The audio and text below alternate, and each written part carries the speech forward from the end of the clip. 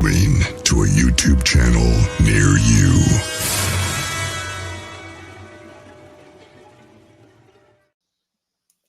Hello, everybody. How we doing?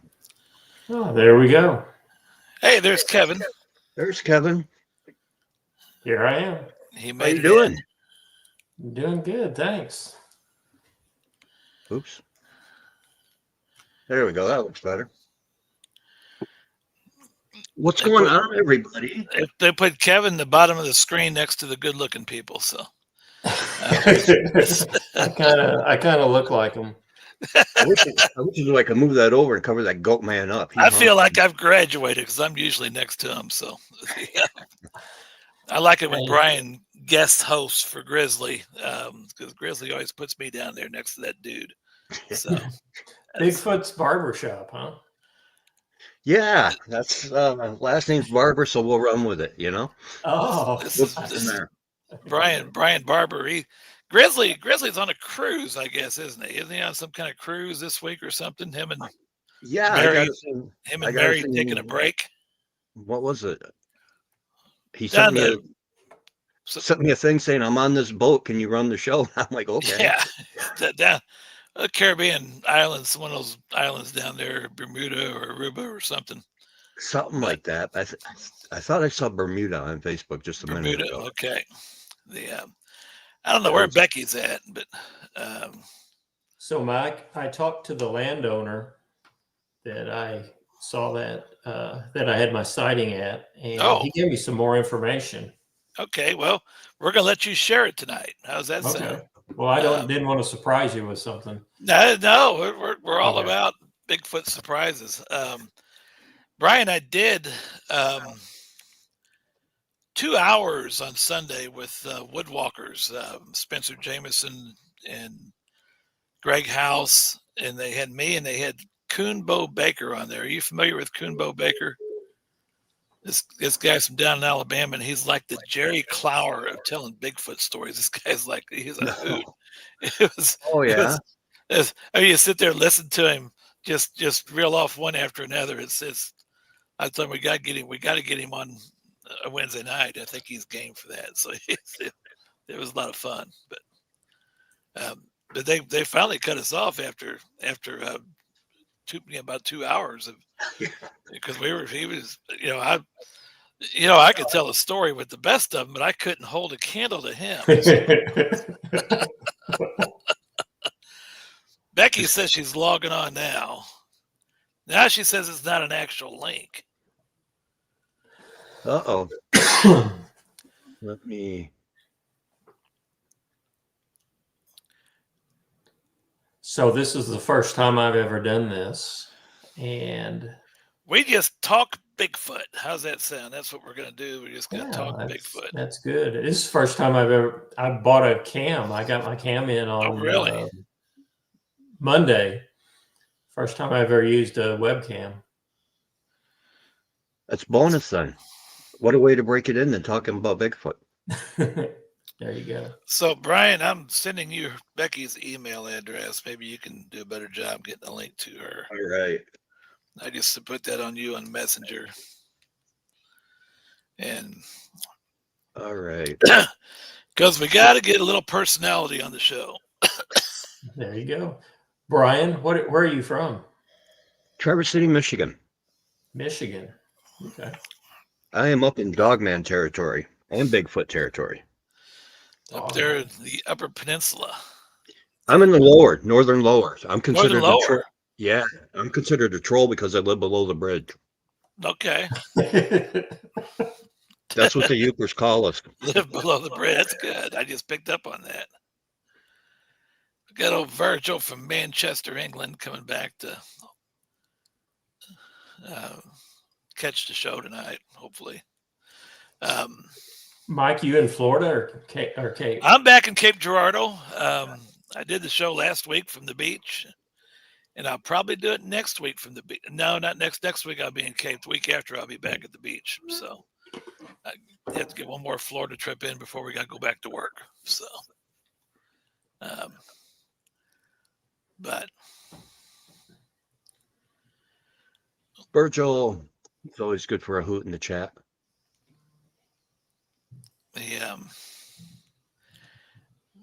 So, okay, Becky says she's backstage. Oh, there we go. Oh, Now Becky's backstage. And the goat man's covered up. Well, good. We got that demon covered up. Yeah, Becky's way better than the goat man. You replaced that horned goat-headed thing, Becky. So that's good. The screen looks a whole lot better now. So sorry, it took me a few minutes. I didn't have the link, and I kept thinking Mike was going to send it, and I was waiting. I forwarded a link to both you and Kevin yesterday evening through Messenger. Grizzly sent out to me. I don't know why you guys aren't getting that. Yeah, I don't know. Does it not go through Messenger? I don't know. Mine came through Messenger. So Brian's came through Messenger. So, but anyway, Grizzly's on a cruise, and Brian's pinch hitting to run the board and help us with his expertise. Brian's got his own program on the Bigfoot Outlaw Network. Brian's, what is that? Bigfoot Barbershop, Brian? What's? Yeah, I guess it kind of floats. Depends what Grizzly wants to name it when he puts the link up. No. Whatever it is, I'm on Friday and I talk about, I try to mostly cryptid related, try to do behind the scenes and things like that. Like this week, we're going to hit on, because there's been so many dogmen that conflict, almost like a Bigfoot type sightings. So we're going to dissect a few of those and see if it's Bigfoot being crossed over, or are they a subspecies, or what's the deal? I don't know a whole lot about the dogman. I mean, there's enough out there. There's enough stuff out there to know that it's out there from credible people, obviously. But I don't run across that. But I had a gentleman contact me the other day, and we'll just and he lives in mid-Missouri, Crawford County. Becky's familiar with Crawford County. Yes. And he lives south of Steelville, the Cherryville area. It's got about 35 acres, bought wooded acres. Mark Twain Forest surrounds it. Started building a house, moved his family down there, lived in camping trailers. And he reached out to me the other day and he says, I'm having problems with these Sasquatches harassing my kids. Can you come down and help? Well, we can try, can't we? All we can do is try. And so we're going to try to get over there and help him out, see what we can offer, some suggestions to make their lives easier as they cohabitate. I actually contacted my friend Miguel with Sasquatch Theory, who may join me in that venture, since that's right over there in his neck of the woods. So yeah, I was going to say, isn't he from Steelville? He's from Steelville. I said maybe we can meet over there and go see if we can help these guys. And I was just say, the solution's easy. Do everything we do to try to find them, because they avoid it. Put the trail cams and lights up. That's what I told him. Put some floodlights up in every corner and set some trail cams out, and they'll go away real quick. But anyway, we've got. One time. Before we get into Kevin, Becky, you're down in Texas. Mm-hmm. Of course, the Devon. We're all just heartbroken by the flooding down there in the past week and so forth, and you guys are also associated with a church camp down there. Is your church camp on the Brazos, has that been okay, or is there any flooding there as well? We're okay. We were just over there last night, actually, and we are getting ready to have our kids camp this next week. And so our camp director, our children's camp director, put out a kind of a short video clip last night for parents, and then she's been in close contact with our camp directors, who we're close friends with, and we've talked to them too, and kind of just about the safety and how things are run at our camp. Um, our camp directors do get they get memos daily from the Brazos River Authority, but right now it's down and it's okay. Um, but next week I'll be working there some, and my daughter will be working there all week, helping with kids camp, and it's been devastating. I keep seeing the reports and hearing the reports, and passing through that area. I have driven through that area of the Guadalupe several times. It's a river that I've often commented to my family that I wanted to go floating on. A lot of people float that down there in the Guadalupe. Yes, right? every It's time a I've been through recreational that. area. So that that stretch of road that goes right down through there on the way to San Antonio. It's full of people floating. I think one of my daughters and my son-in-law, actually, I think they floated that river last year, if I'm not mistaken. But it's just, I just can't imagine. Yeah. Anyway, we're thinking and praying for that situation, and hopefully it gives you a whole new. Even when I deal with kids at school, it gives you a whole new outlook and things you got to prepare for before you take these trips and do these things and so forth. And certainly, we hope that all goes well with you guys here in the next week. Thank you. Kevin Brannick, Kevin and I, Kevin lives up in St. Charles County, out near, not too far from Bush Wildlife Area, Weldon Spring Conservation Area, and we've talked about that on this show. Becky and I both born and raised in St. Charles County, Metro St. Louis, but Kevin is from Cape Girardeau. Spent several, he and I knew each other in Cape before he moved up there, and actually our sons for a couple of years had played soccer together, and then maybe a couple of years competed against each other, and That's right. and all in good fun and competitiveness. And Kevin, we're going to get in. First of all, you were an avid hunter for years, and then you had a Bigfoot sighting. And why don't you start? Tell us first about your sighting and everything that you know about that, and then we'll get into how you and I got together and what we just figured out a couple weeks ago. So go ahead and take it away.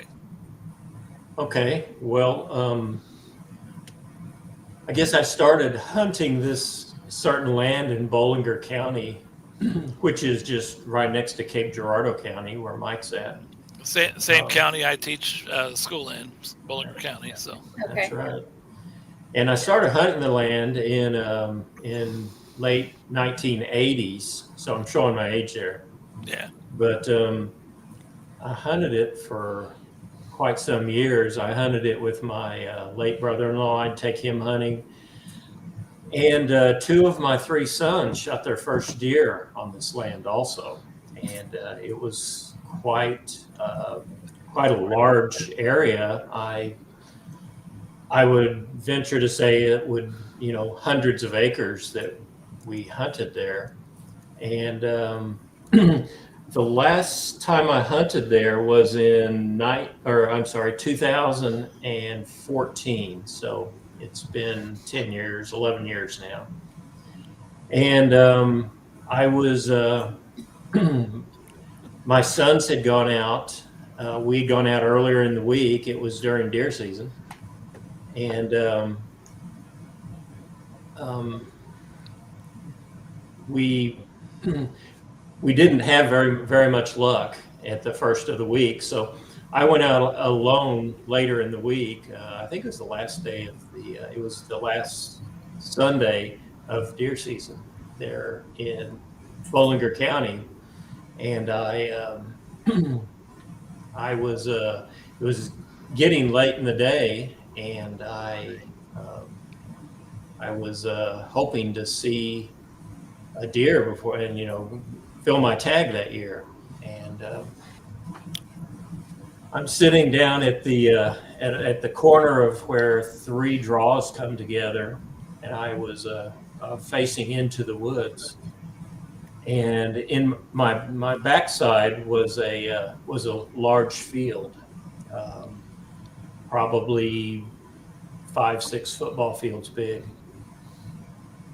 And I just happened to catch a glimpse of something behind me. I was kind of saw it out of the corner of my eye, and I turned all the way around. And I'll be darned if there wasn't this tall, fast, hairy, really dark brown gorilla, monkey, whatever you want to call it. It looked like a human running down the hill, but at like 3 times the speed. And it ran down the one of these big draws that come down into the field. And I was facing the wind, so I'm assuming it caught my scent because it was blowing that way. I wasn't expecting to see anything come up that way.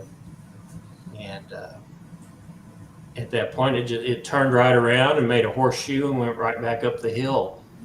And it probably wasn't 4 or 5 or 6 seconds that I saw this Bigfoot, but when you see it, you know it. It's not a bear. It's not someone in a monkey suit. It was huge. It was very wide. It didn't have a neck.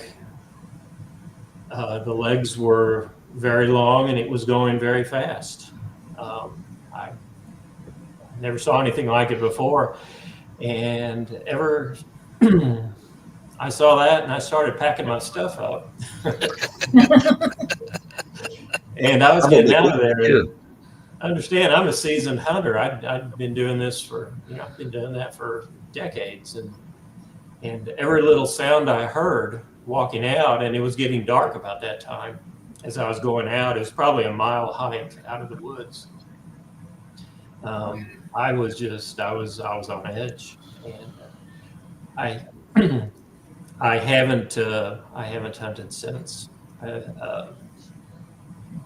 It changed my life, and here I am. So you haven't hunted. That was 2016, is that right? That was 2014. 2014. So that's 11 November. years ago. Yes. And you have not. So what caused you not to? I mean, just the fact to know that if he's out there roaming the woods, there's more than him out there roaming the woods. I'm not going to go hunt. Well, I was one of these people that would never dream that there would be such an animal. This Bigfoot thing is crazy. You guys are crazy for believing it. Absolutely. That was me before I saw it. That was me too. Becky used to tell me that, and then she saw it first. She saw it first, and she's like, "Whoa!" But yeah.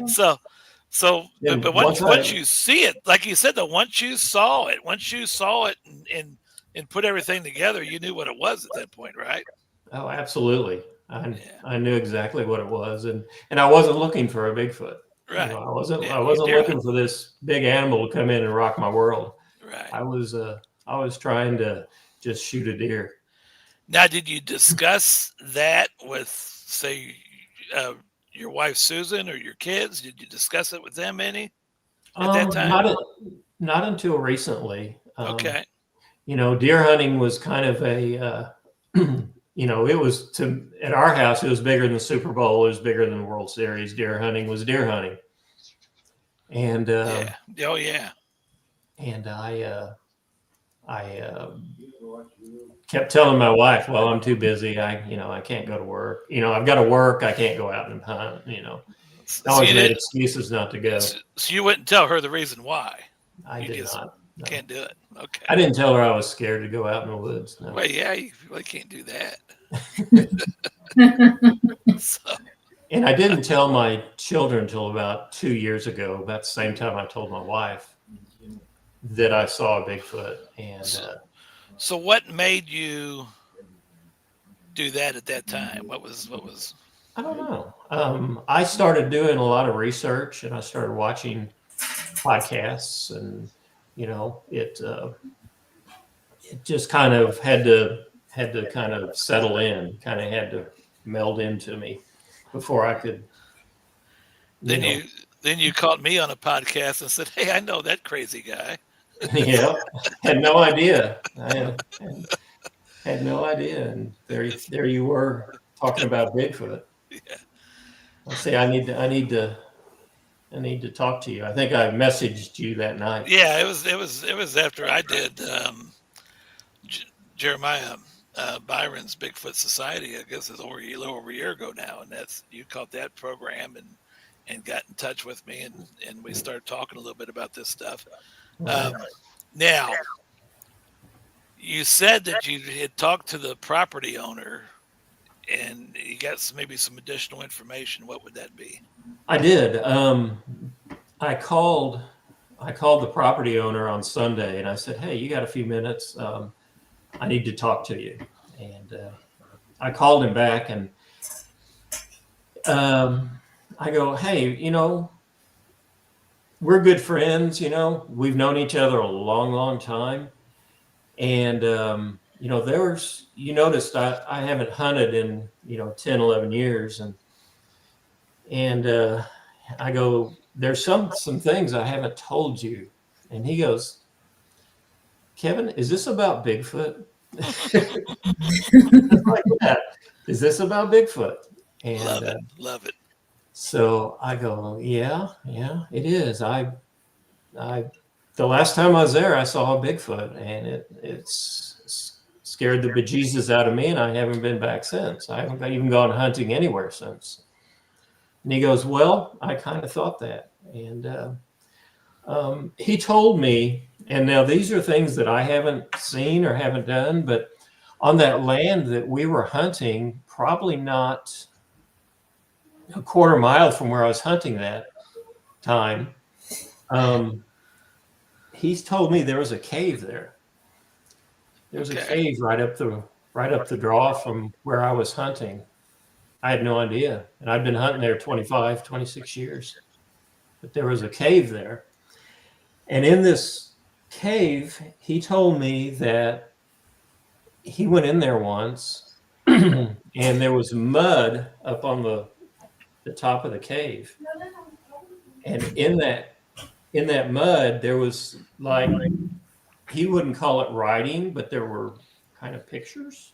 Oh, really? I said, "Were they hieroglyphics?" He goes, "No, they're nothing like that." He said, "They're just basic archaic drawings." And he doesn't know what they were, but he said the cave stunk. So that was some of what he told me. He also said that he had heard from other hunters there about Bigfoot, and obviously with the response he had. He also said that right outside the cave, there were, let's call it a killing field. There were bones. Okay. There were deer bones, and they were stacked. Like, all the rib bones were in one place. All the skulls were in another place. They were categorized. The bones were. Wow. And he said all the meat was taken off of them. And this was all news to me. And he said he's very interested in it. And he'll be watching this podcast for sure. Well, we want to welcome him, and he can certainly reach out to me if he needs. He said we could. He said we could go out. He'd gladly take us out in a side by side and show us where all this is. Yeah, we need to probably do that. Take him up on that For sure. So, What do you think, Brian? Have you ever heard about the bones being categorized like that? I have never heard of that. I haven't either. As soon as he said that, it's like, yeah, a bear. I don't think a bear did that. Oh, there's no other predatorial animal, and I'm not even calling the Sasquatch an animal in the woods that's going to take the time to categorize those bones like that. They don't have that. That's crazy. So Kevin, we went out about 3 weeks ago, I guess. We got together and we met up here in North Cape County to do a little, try to find some. It had been dry for a few days, and so finding footprints was hard that day. But Kevin was wondering, how do I find the evidence? So we were, kind of going out trying to show them how to track and how to find the prints and notice the prints and things of that nature. And we did find an 11-inch print to cast, young juvenile Sasquatch, and I remember we found that print early in our hike, and I said, well, let's just wait. Maybe we'll find it better when. Well, we never found that better once we came back and cast it. So, the interesting thing, there's the print. There it is. The print, yeah. And I think we may have showed that last week with Grizzly as well. But that's what we found. About 11 inches, 5 inches in the width there at the wide part there, which would probably indicate a young male. And the interesting thing was when we went back after lunch to retrieve the cast. That's when things got a little bit interesting. And Kevin's a little faster on foot than I am, a little quicker, more nimble. Let's put it that way. And so we were tired. We walked about 3.5 miles that day, right? We did, and we were soaking in sweat. It was hot. It was 90 degrees, and we were. So I said, you run up there, because the cast was about, about 1/4 mile from where I parked the truck at that point. At least a 1/4 mile. You get up there and get that cast, and I give him my little backpack with a little shovel in it and stuff like that. I'll follow you and meet you up there wherever I can meet you. So, you take it from here, Kevin. Well, I was, like Mike said, I had gone ahead of him to go get that, and I was going to dig it up, and let it, if it had dried enough. But I got about maybe 100 yards from where we had done this pour, and I came across the worst smell. I came across a skunky, dead, just nasty smell. And I just caught it briefly on this trail, and it just stopped me in my tracks. And I looked everywhere. I looked all around. I saw nothing. I didn't see any more prints or anything. And I turned around and I walked back to Mike, and we walked through there 2 times in the morning before lunch. It nothing smelled like that. And I'm sitting there watching you as I'm walking slow with my walking stick, and I'm looking up there and I see you stop at that point, and there's a little dry creek bed, and you get into the tree line, into the woods part. I'm like, what's he doing? Go get the print, Kevin. Go get the print. What's he doing? He knows where he's going. And he's like, I wasn't even putting 2 and 2 together that something had been going on up there. And then you started walking back toward me, and I thought, what now? I'm thinking, what now? What's going on with this? This rookie. And then it wasn't. He got to me, and I took about maybe 20 more feet into my steps. I'm like, oh man, I smelled it then. I'm like, whoa. I started smelling it, and I'm like, that's crazy. Because if there were a dead animal lying around, it would not create that smell in that short of time. No, we'd already been through there several times. And we've been through there a couple times already in the morning, going out and coming back. And so I just, again, and everything we know here, and I'm assuming, because I've experienced this somewhat before, I'm assuming that there were probably juvenile Sasquatches playing around. It's a perfect place for them to play around, and they had to get the cover. They had to get the cover without being noticed, and an easy way to do that was to throw out an odor like that. So, Mike, have you smelled the smell like that there? Not there. Before? But you have before? I've actually never smelled that before but other things have been done. I mean, there have been like sometimes things have been thrown. Mm-hmm. Like all of a sudden, I was with my son and daughter-in-law one day, and all of a sudden they started chucking sticks one direction to divert the probably us and get the kids playing around in the cover, because then you can hear the scampering around and stuff like that.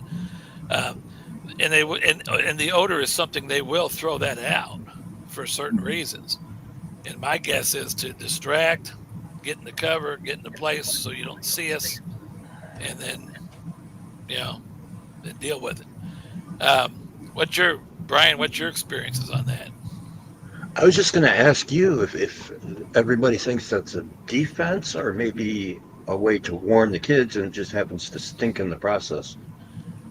I'm thinking it was a diversion in this situation, because Kevin, we went ahead and went back and got the cast and come back through. We didn't have any issues. Didn't see or hear anything through the process. Wasn't anything thrown at us or anything like that. It was just, and eventually that smell was, by the time we come back through, was starting to die down a little. You can still smell the remnants of it, but my guess is, my guess is that was probably what was going on, and that's just an educated guess. I don't have any proof of that, obviously.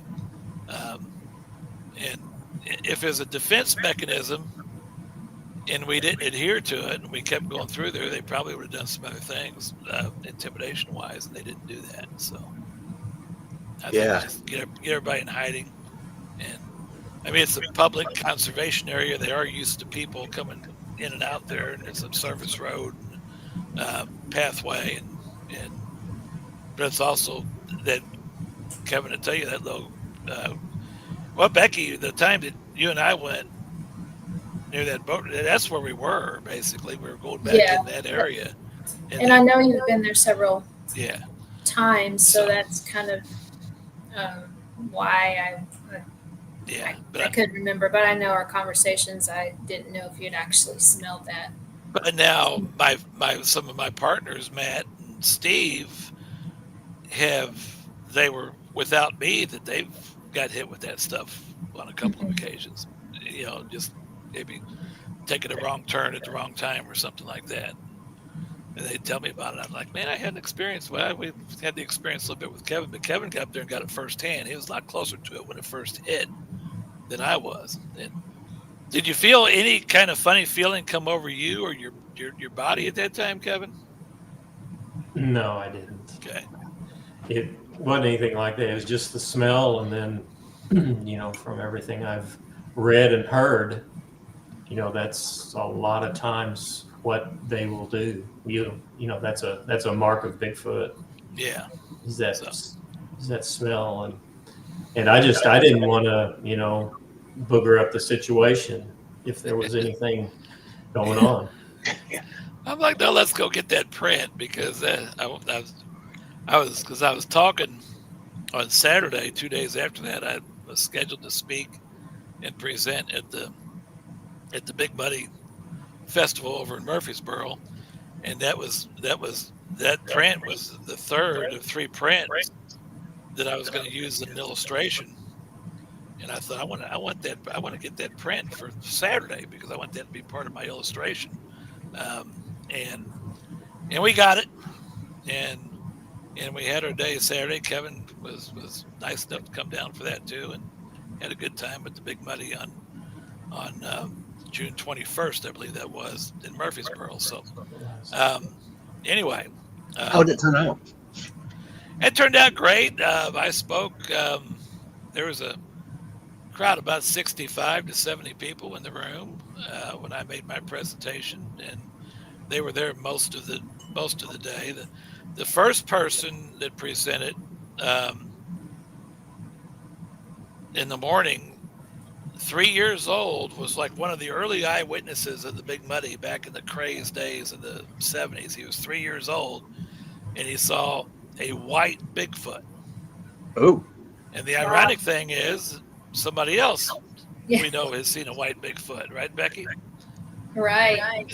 So I remember you told me that. That's awesome. And so I thought that was interesting. And then they had one, a couple other guys. One was a biology professor at one of the area universities, and he kind of come at it from a skeptical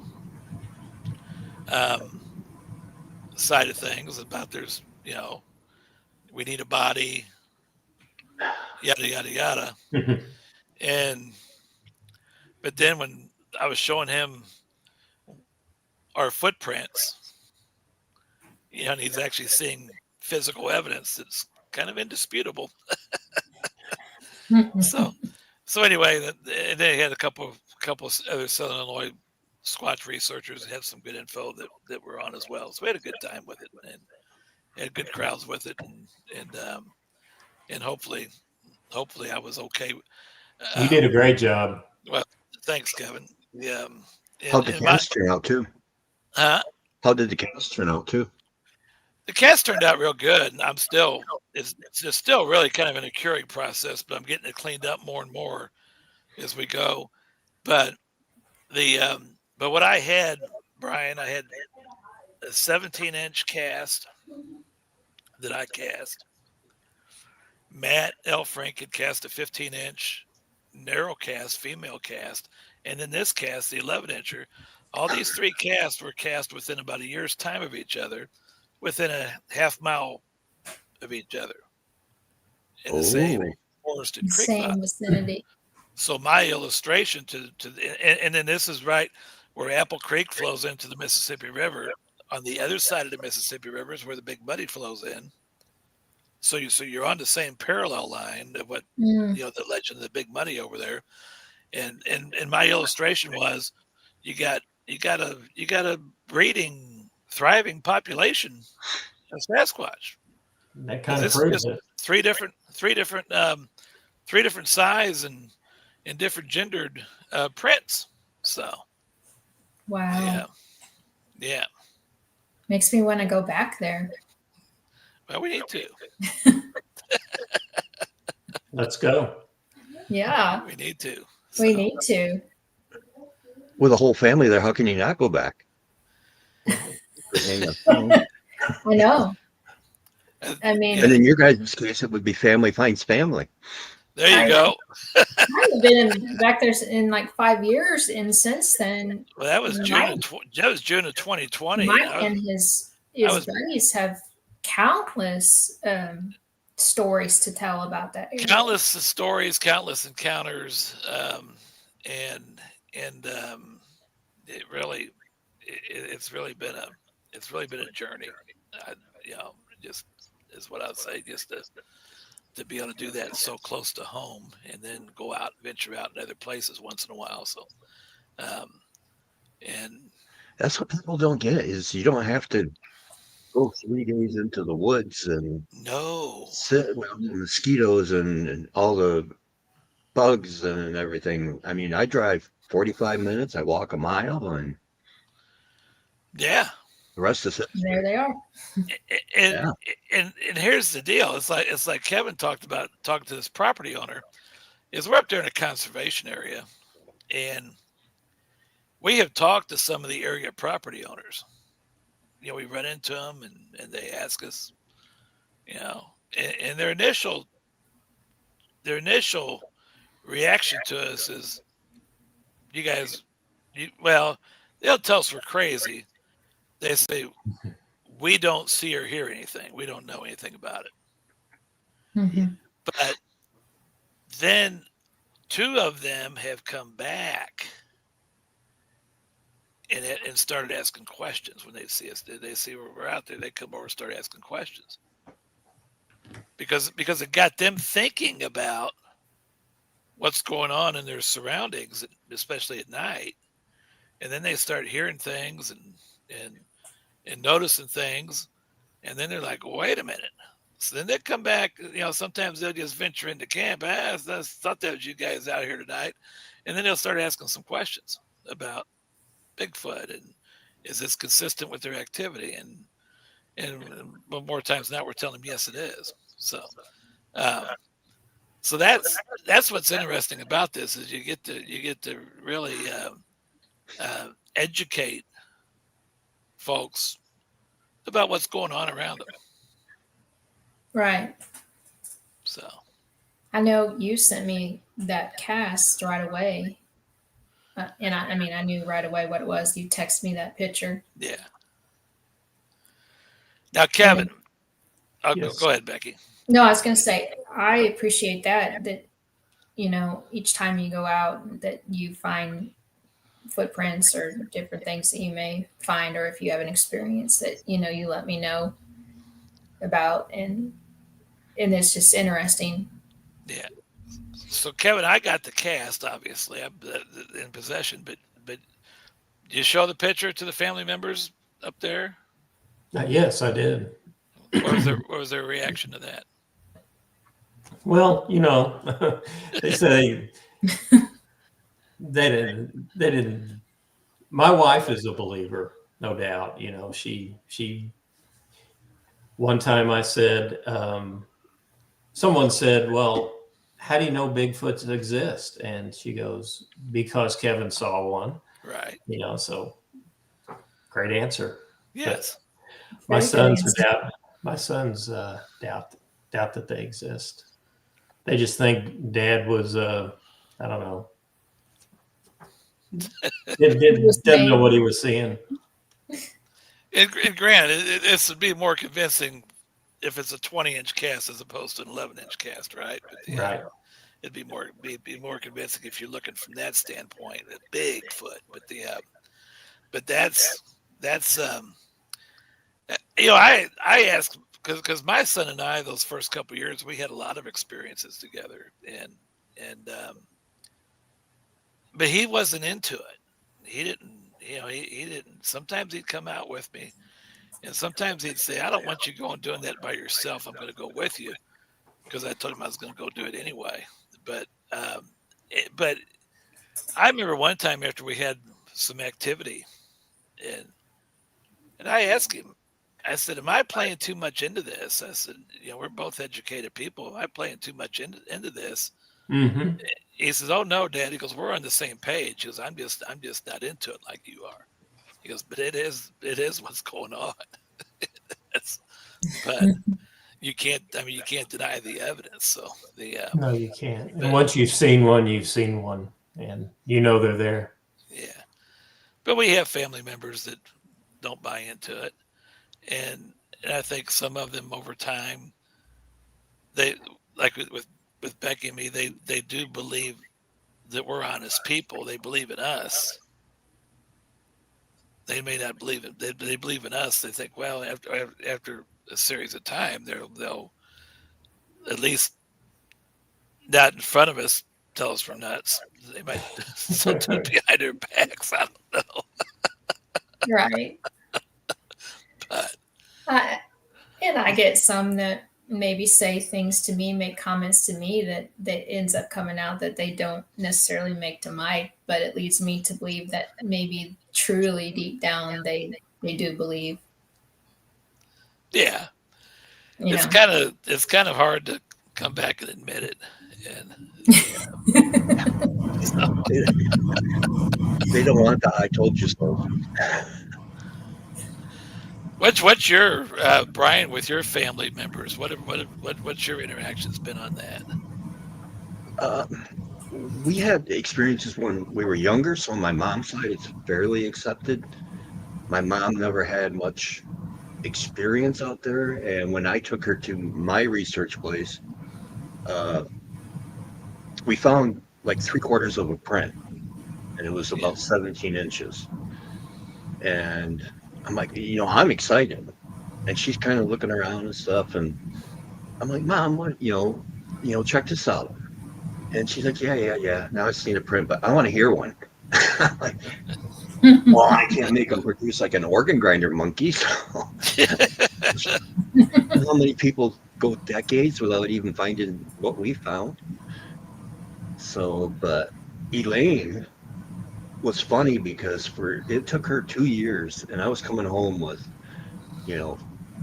photos of casts and the peanut butter jars with the fingerprints on them and things like that. Oh yeah.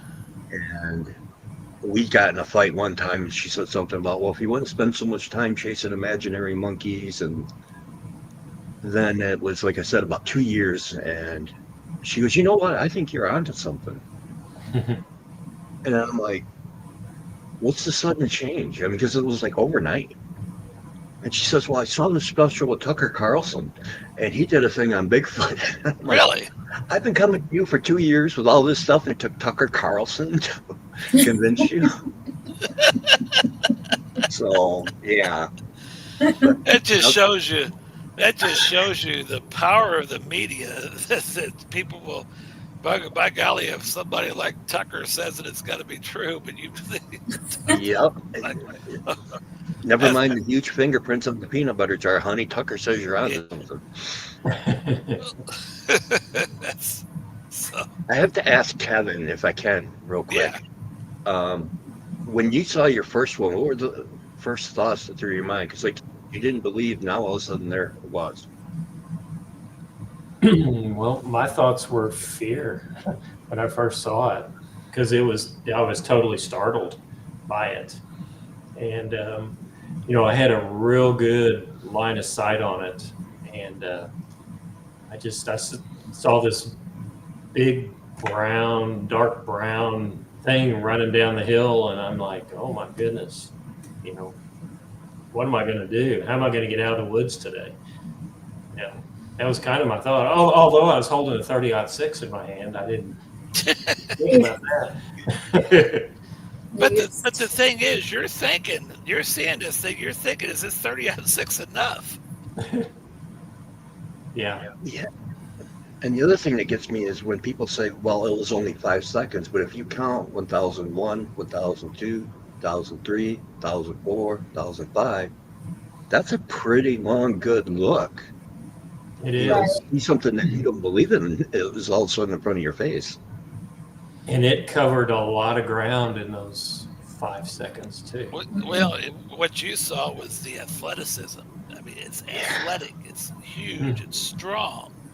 And I mean, you take your best professional sports athletes and multiply it by 20 or whatever, and then you're getting into maybe Sasquatch realm. I don't know what they're capable of doing Without a suit. With no suit, there's no suit. Yeah, and that's the other. If somebody's gonna be running around during deer season in southeast Missouri with a suit on, they're gonna get shot. Right. That's not gonna happen. That's not happening. There's nobody in a suit out there. So the transition from non-believer to believer, how long before you actively started researching? That night. Was it really that night? Oh yeah. See, it took me 6 months to go back in the woods. When you said researching, I was thinking research, like get online and Yeah, look. that's what I mean. Yeah, The first time I've been in the woods is when I went with Mike. Since then, so 10 or 11 years to get back in the woods. Oh yeah. Research, but I watch YouTube every night, and listen to the Bigfoot stories, and some are tales, but there's people out there looking for them, and they're good, honest people that are trying to bring this around, and I don't think, even though as good as they can hide, I don't think they can hide forever. They will eventually be seen, found, photographed, whatever. And there are good photographs out there. There are good, more and more people are seeing them. I think a lot of these TV programs have gotten more and more people interested in the subject matter, so more and more people are going out. People are getting less, they're getting more talkative about the subject because, like I said, you didn't talk to anybody about it 11 years ago because, well, they got, just not going to bring it up. So the more of that stuff, you're going to have that.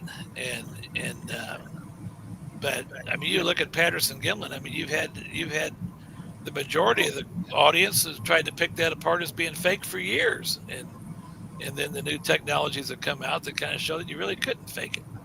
So they're still trying to pick it apart. They're thinking with new technology now we're going to bust them.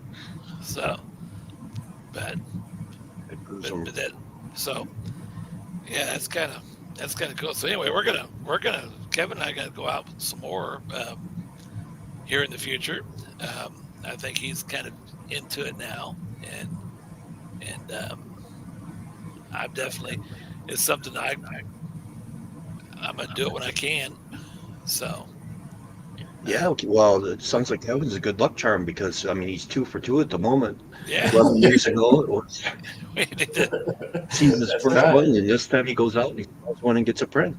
So I'll take awesome. it. Yeah. Keep the streak.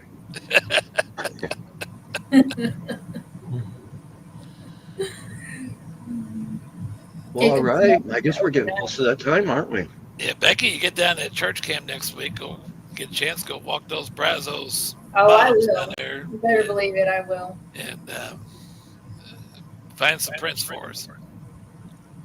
I'll do my best. I know they're down there.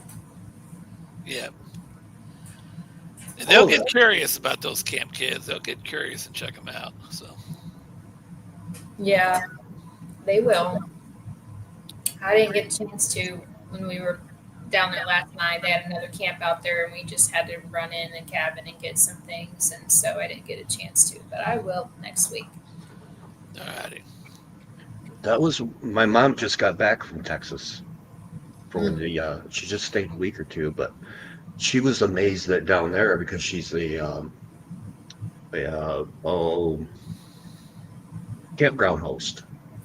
Okay. She goes down there, for this state in Atlanta, Texas, and was amazed the fact that the game warden came out and told her, yeah, there's Bigfoot. I've had a couple encounters.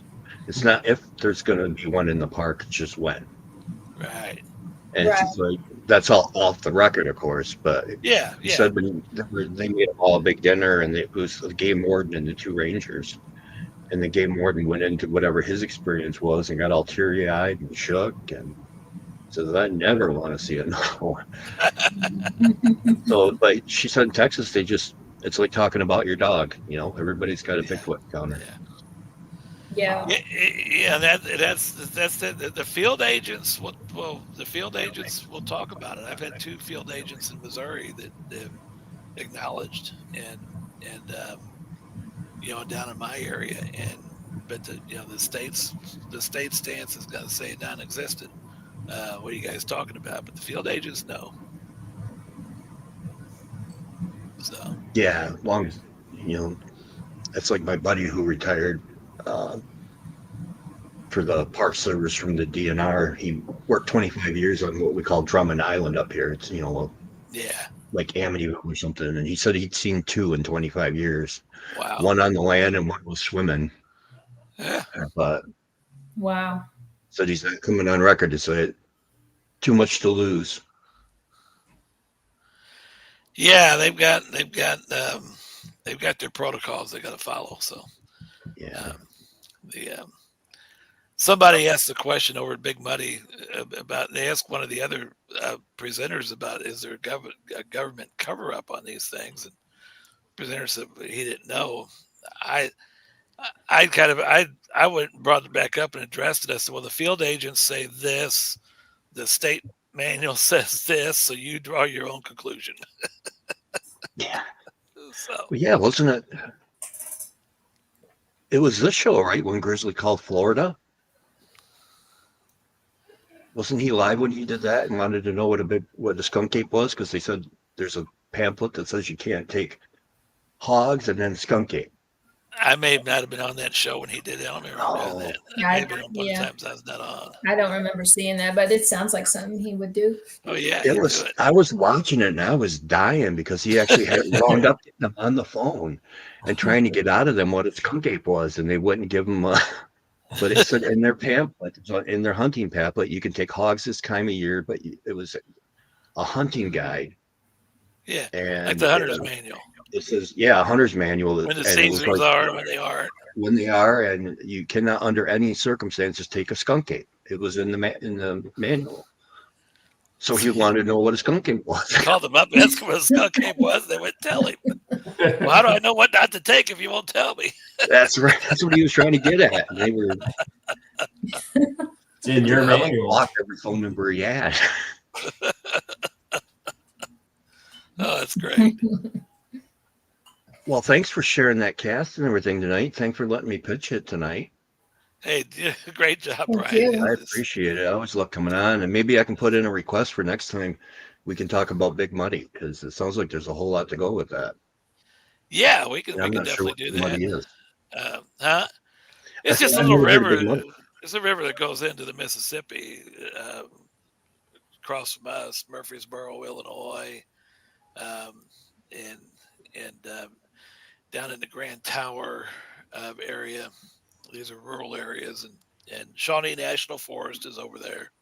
So it's all very squatchy, and that's just it's what they call their Bigfoot over there, the big muddy monster. So just like the Momo craze of the early '70s up there in Missouri, north of St. Louis, Yeah. Momo, Yeah. Momo Louisiana. craze. Yeah. So Or the Monroe monster here in the 60s. yeah.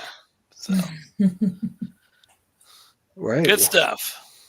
Thanks, Kevin, for coming and sharing. And we'll Thank you. we'll Thank you have for to- having me on. We'll do some more stuff to create some more shows, right? There you go. There you go. Keep whatever good luck charms you're carrying, Kevin. Keep them going. Yes. You're on Oh, the there street. you go. To have that kind of luck, you got to have a 4-leaf clover or a rabbit's foot, leprechaun in your pocket. So, All right.